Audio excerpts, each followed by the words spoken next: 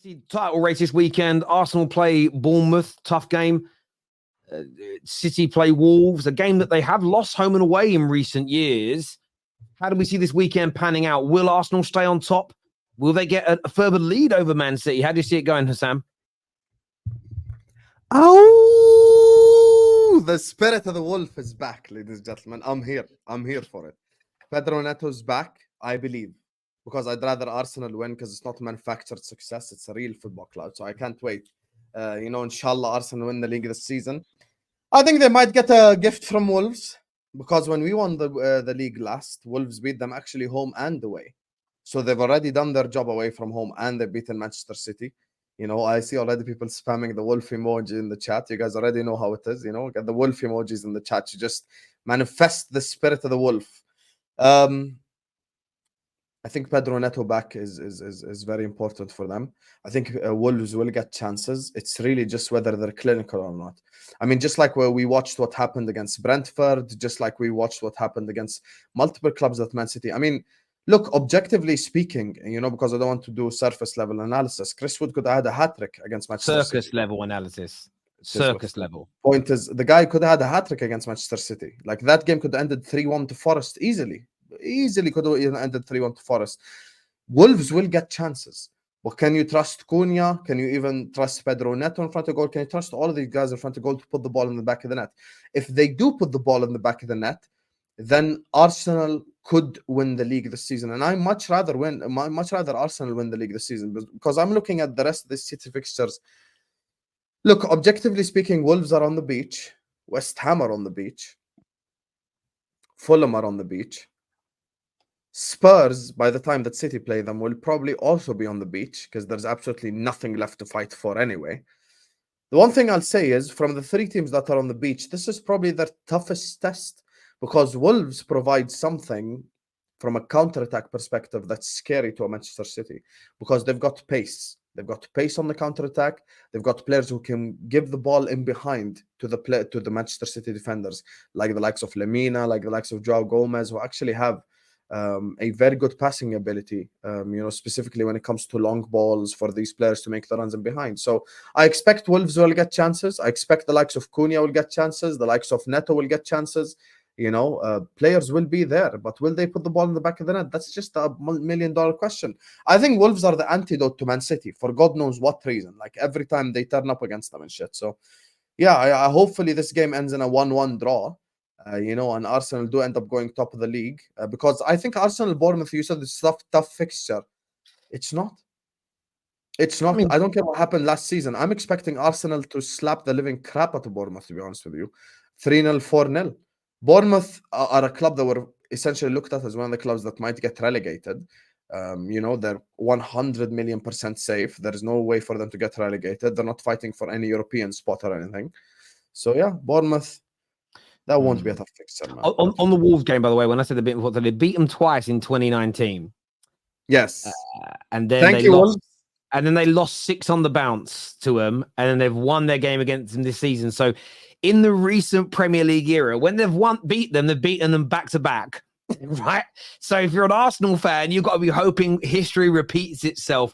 But in terms of excitement, I think City dropping points first, yes, would send the title race. Not from a City fan's point of view. I respect that, City fans. You want Arsenal dropping points, but I think if you're a neutral or you want Arsenal to win it, if Arsenal was to beat Bournemouth tomorrow and City dropped some points, you'd go into those last 2 games and it'd be amazing. It would be amazing to watch that. It would be amazing to watch it. It really would.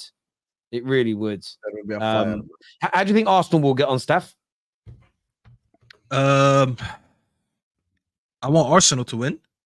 So there we go there. By the way, I forgot this. I need to collect the receipt here.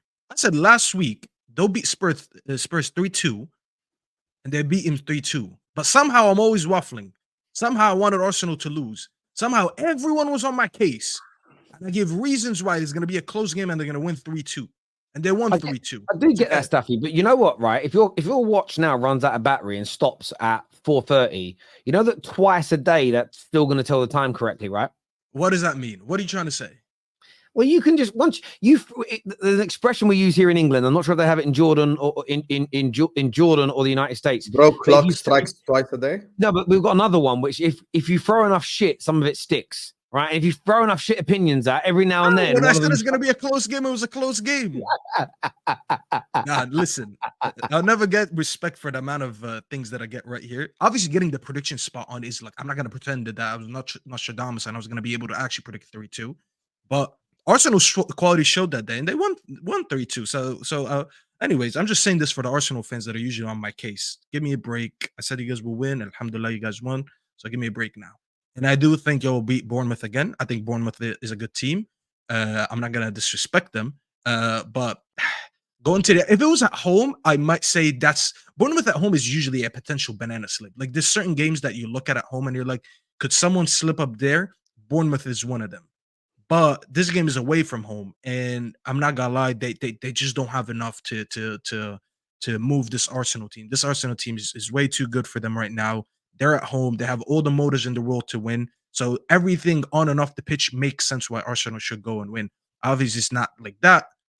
Things happen on the day. You never know what's going to happen. Maybe Arsenal have a stinker, but it's very highly unlikely for me to Arsenal to go into this game and slip up in it. So I think Arsenal will have I wouldn't say an easy game, but maybe by Arsenal standards, they'll have a good game, and I see them winning by like 2-3 goals at least. Just if you find a way to shut down Solanke, which to be honest, he's been having an amazing season. If it wasn't for him, Bournemouth would probably be a relegation team. If they find a way to keep him quiet, which I do think Gabriel can have can do a job on him, they'll win the game. So I'm actually going to predict that Arsenal win. The Wolves game, on the other hand, I feel like a part of me, because I want City to lose, I'm trying to see it in ways where, like, how can Wolves trouble them? I think Wolves are a very, very physical team, and historically, they do give trouble. I don't know what they did with Arsenal this season. I would need to go back and check what they did in games, or maybe you can check it for me, Terry. I feel like they give trouble to teams that like to play pretty football and pass it around and keep possession and stuff like that. And that's what City are, obviously with a much higher quality. And I want Wolves to do something, but this game is also away from home, and I don't know. I don't see how they would. If they do, I wouldn't be surprised, dude. Like I feel like they've been good on the transition. Their midfield is very solid, compact, physical, and they do rough up midfielders. Arsenal beat them 2-1 at home and 2-0 away, but they were quite close. It was close games, I remember. The away game, in fairness, Arsenal, they dominated. Scored late. Remember, Odegaard scored like Odegaard scored really late. Yeah, so they get, again, Man United this year. I know we're not like a top team, but pushed it hard. Their record against Spurs, they gave them a rough game and they beat them as well. And Spurs they beat Spurs home and away this year. How'd they get on against Liverpool? We won. Liverpool beat them 3-1 away from home. Yeah, you guys actually smashed them, I think. Yeah, but Liverpool play different. They're more transition than the teams I'm trying to describe. My point is they actually rough up these type of teams that try to play the football on the floor and keep so much possession, and they're very good on the transition. I see basically this is what I'm trying to say. I see more potential for City to drop points this week than Arsenal, considering both oppositions that they have to face. Both of them are at home, but I feel like City against Wolves is a harder game than Bournemouth going to Arsenal. And I feel like maybe a part of me is just being biased because I want City to lose the league and I'd rather Arsenal win the league. But I really wouldn't be shocked if I see Wolves pick up a point or win the game. I really wouldn't be surprised.